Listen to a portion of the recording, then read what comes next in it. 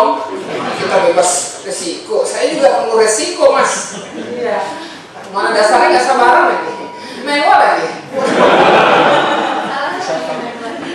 Salah deh mewah ya. Iya. Tadi ngomong apa sih? Jadi pagi-pagi dulu. Jadi pagi-pagi setelah sarapan dan sebagainya baru kita buka pembicaraan. Pembicaranya tentu dengan pertanyaan terbuka. Apa yang menghambat kamu untuk tidak pulang tepat waktu pada jam 12? Kan gitu ya. Itu diantaranya. Fokus tadi sudah, mendengar aktif. Mendengar apa yang diucapkan, yang ditampilkan, yang diekspresikan, dan yang diisyaratkan. Kita ngomong sama dia, anak sibuk saja makan terus. Pesan apa yang ingin disampaikan pada kita? EGP. Kalau sudah EGP gitu gimana kita tegurnya? Ibunya lagi ngomong, kok kamu cuek aja kayak gitu ya? Hanya kan gitu sih, emosi. Wajar dong, saya juga gitu. Harusnya harusnya dia? Gimana Mbak Puna?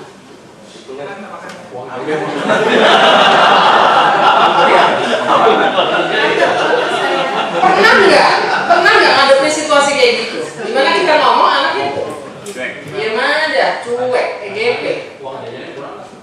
Nanya gitu, jawabannya iya atau tidak? Enggak. Pernah, pasien terutama. Pasien saya datang, dia nggak menghadap saya, balikin saya. Nggak sakit jiwa. Gangguan orang dengan masalah penggunaan narkoba tidak berarti sakit jiwa. Hanya 30% yang mengalami gangguan jiwa. Sisanya normal.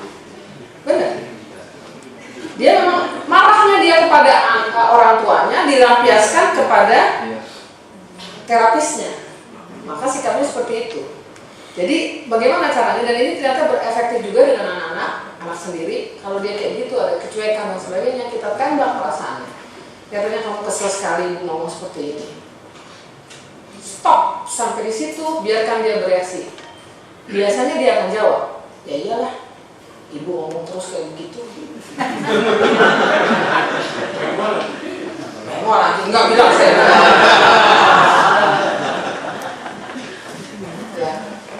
Stop sampai di situ.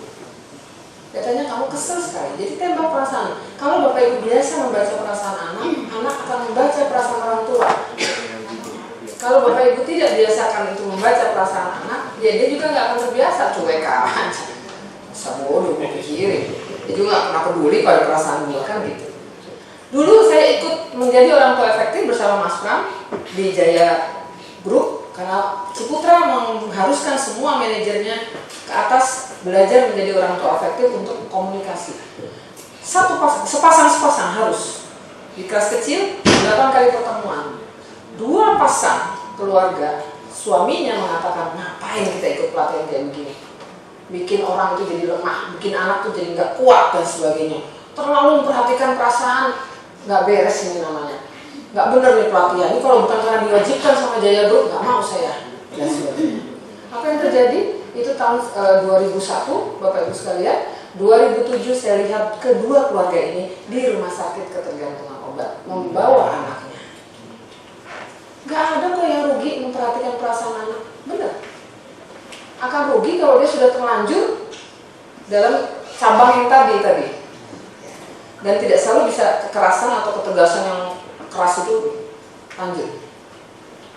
Yang kedua, apakah kita mendorong kebiasaan positif anak setiap hari? Contoh kalimat positif di sini, ya saya tahu itu nggak gampang buat kamu. Maka, tapi ayah menghargai usahamu. Saya tahu untuk menjadi nomor 1 susah, tapi apapun kamu sudah berusaha dan sebagainya. Kalimat-kalimat positif seperti ini tentu Mas Susanto setuju sekali ya. Karena inilah yang di bawah sadar itu akan terus masuk ke dalam hidupnya dia. Lanjut. Yang ketiga, apakah kita mampu mencari jalan keluar atas konflik dengan anak remaja? Jadi sekali lagi cari waktunya, di mana tempatnya. Boleh nggak berada bersama dengan adik dan kakak kandungnya pada saat kita menegur? Sebaiknya tidak. Kalau isunya sangat sensitif, jangan berada bersama kakak dan adik kandungnya yang lain, apalagi membandingkan. Rivalitas anak kandung itu kodrat ilahi, Habil, Qabil dan sebagainya.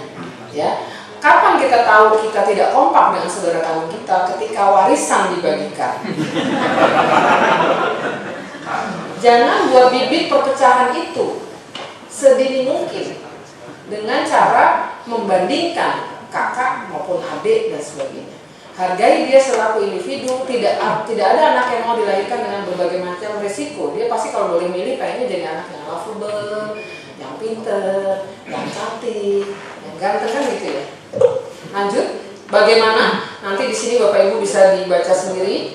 Pilih masalahnya spesifik, nyatakan masalahnya secara netral dan sebagainya. Makanya saya bilang kalau sharing session ini benar-benar permukaan.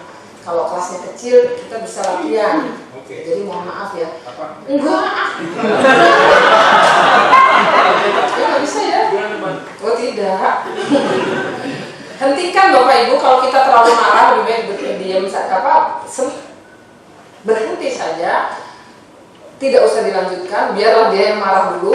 Kita tarik nafas, buang nafas, kalau perlu cuci muka, ambil wudhu dan sebagainya. Selesai. Jangan ditinggal. Jangan, karena dia masih marah kan. Kalau dia masih ngomel gitu ya, aku tuh nggak suka gini. Terus kita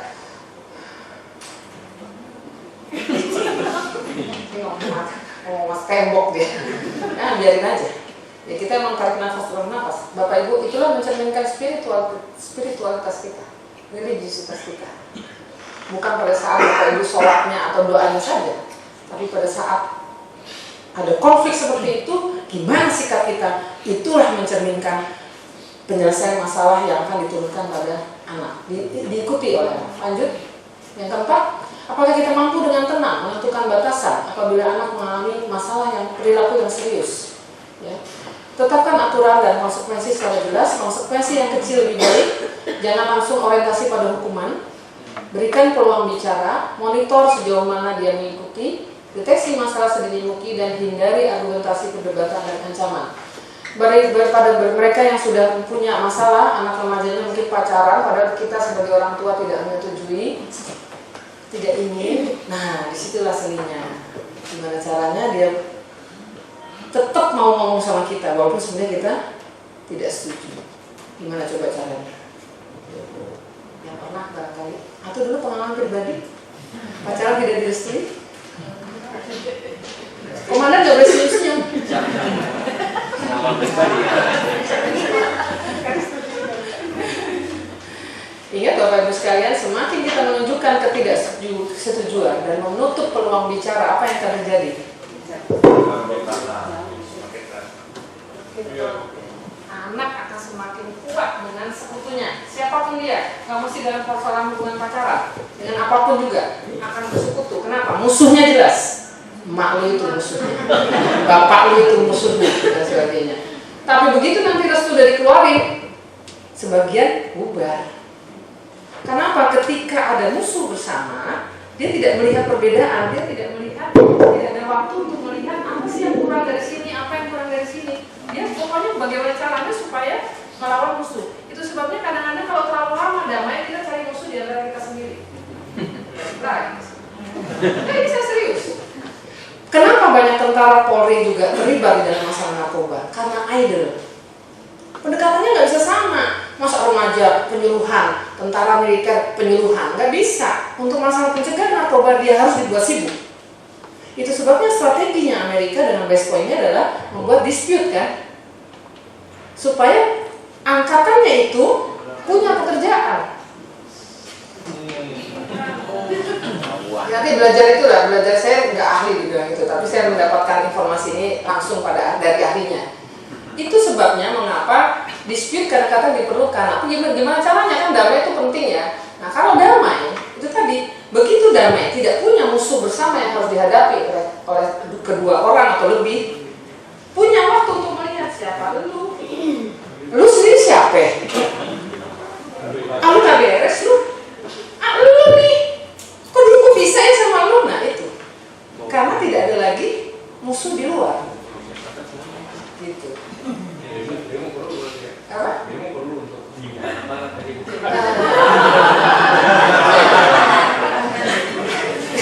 Demo perlu untuk menyibukkan aparat, betul, aman. Tapi masyarakatnya yang pakai. Lanjut. Yang terakhir, apakah kita monitor sejauh mana anak remaja menghabiskan waktunya tanpa supervisi orang tua? Inilah sebabnya mengapa kalau terlalu sibuk kita juga jadi susah. Ya. Bapak Ibu kenal nggak sama teman-teman anak? Terlibat nggak pada aktivitas anak? Bukan hanya sekedar mengantar, menjemput, tetapi ketika anak punya kegiatan kita juga ikut. Itulah itu hobinya saya sama Mas Pram. Jadi lama-lama kita yang nari. Anak-anak udah keluar dari bulungan, sanggar tari. Sekarang kemarin itu Mas Pram yang nari. Di situ saya juga ikutan nari ya, karena terlibat secara. Karena kalau nggak, bayangkan anak laki-laki nari. Bagaimana pandangan teman-temannya? Padahal setiap anak waktu TK nari semua. Konstelasi sosial yang membuat dia tidak boleh, seolah-olah. Makanya untuk membesarkan hati dia, bapaknya ikut turun. Nggak pakai ngomong, nggak pakai bilang ABCD, turun. Benar-benar ikut nari. Cara bukan marah pada anak jika terdeteksi adanya masalah, ini yang susah, jadi tarik nafas, buang nafas. Mulai sekarang mulai ikut sering banyak yoga barangkali ya, sama NLP-nya juga barangkali dan sebagainya. Kita nanti ada 2 voucher gratis untuk ikut training sama Mas Santo. Ya.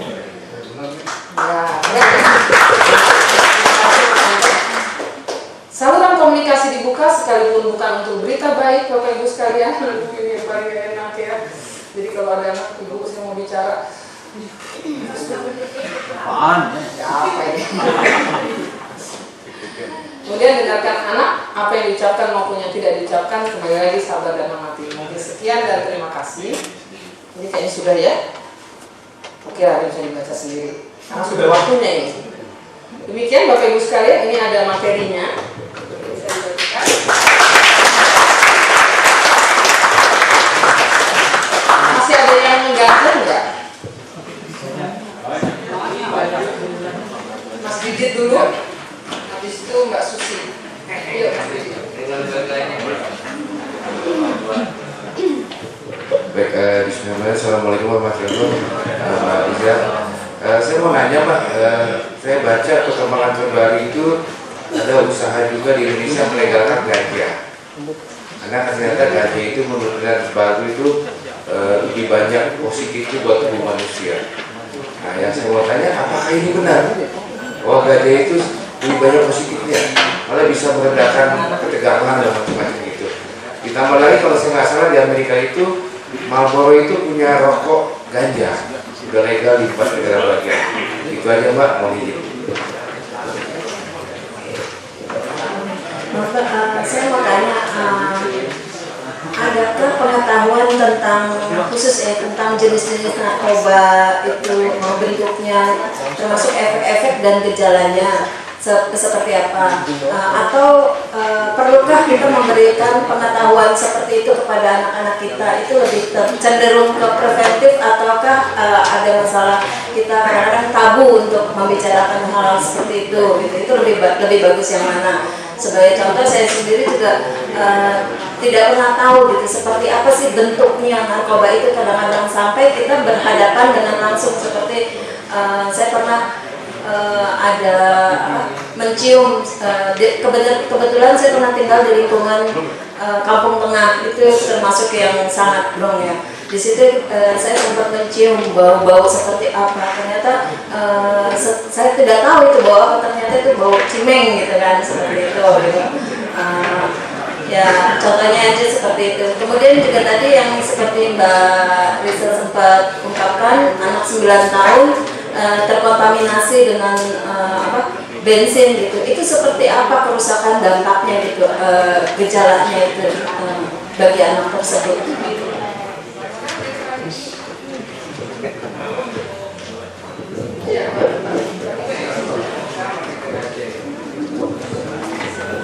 Selamat siang, terima kasih waktunya.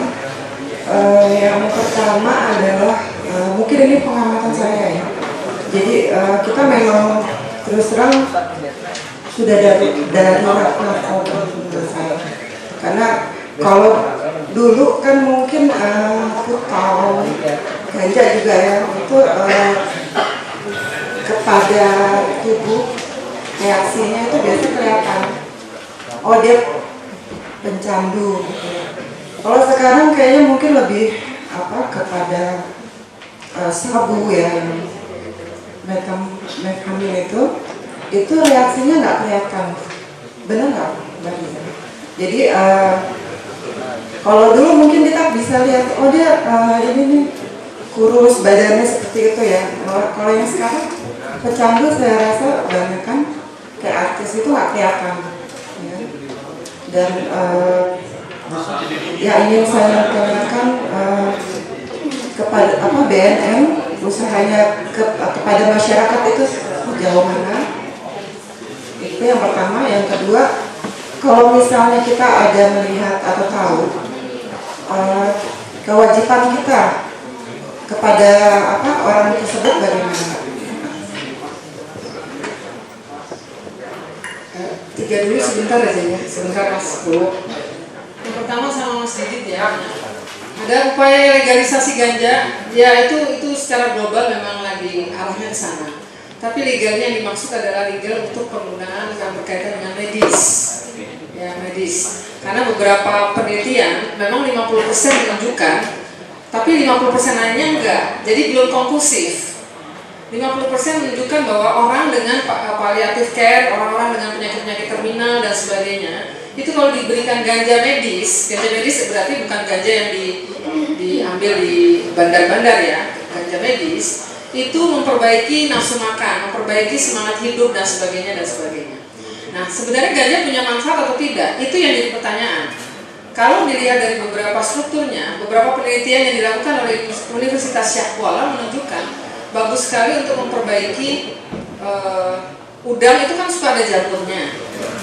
Diberikan ganja dengan takaran tertentu, itu jamurnya hilang dengan sendirinya. Tetapi karena sudah begitu besar politisasi atas ganja, pihak universitas maupun lembaga-lembaga penelitian takut untuk melakukan penelitian. Padahal salah satu jenis ganja yang terbaik di dunia adalah yang kita miliki.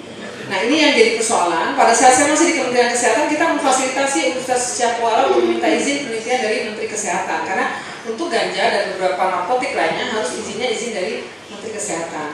Tapi dipolitisir juga sama LSM, sehingga keluarnya adalah Kementerian Kesehatan sudah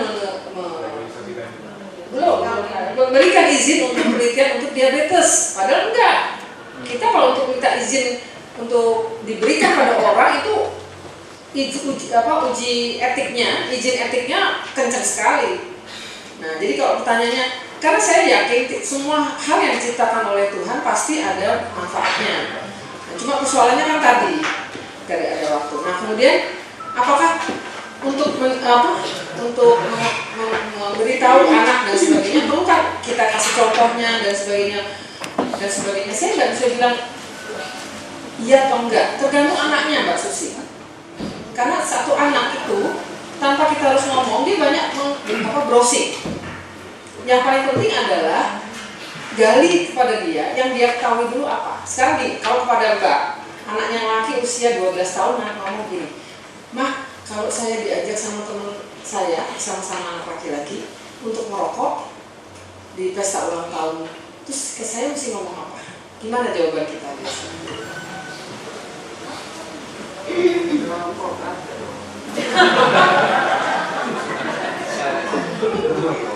Maka jadi orang tua perlu antisipasi kepada hal yang negatif kayak begitu, bukan untuk membuat kita jadi cermas, tapi kita lebih siap. Jadi jawabnya gimana? Kita tanya sama dia, tergantung situasinya gimana. Anda bisa kamu bisa ngeles nggak? Kalau nggak bisa ngeles, barangkali tidak ada salahnya kamu ambil keputusan. Yang bisa mengambil keputusan adalah dirimu sendiri saat itu. Tapi begitu kamu punya keputusan, begitu punya kesempatan untuk bisa ngeles kan gitu. Tapi jauh sebelum itu, dari awal kita mesti bilang, ketergantungan pada siapapun kecuali Tuhan adalah nggak baik, termasuk kepada orang tua. Ini kan mendasar sekali sebenarnya. Kenapa kita harus menyapi anak pada usia 2 tahun? Kan nggak boleh, karena begitu lewat, kalau kita tahu Freudian itu kan, dia akan mulai memainkan alat kelamin dan sebagainya usia 3 tahun dan sebagainya. Asosiasi dia pada puting ibunya sudah bukan lagi kasus seorang bayi kepada, kita tahu juga The Last Emperor Puyi sampai 9 tahun masih disusui. Cara dia berlaku kepada perempuan juga berbeda. Jadi semua itu ada takarannya sebenarnya. Selalu ada alasan kenapa harus begini, harus begitu dan sebagainya. Itu yang saya minta. Saya tidak bisa menjawab apakah harus dikasih contoh, atau harus dilihatin, atau dibuka saja pembicaraan. Sangat tergantung pada karakteristik anak. Kalau dia nggak mau tahu, dia cuek dan sebagainya, perlu diajak duduk, yuk sambil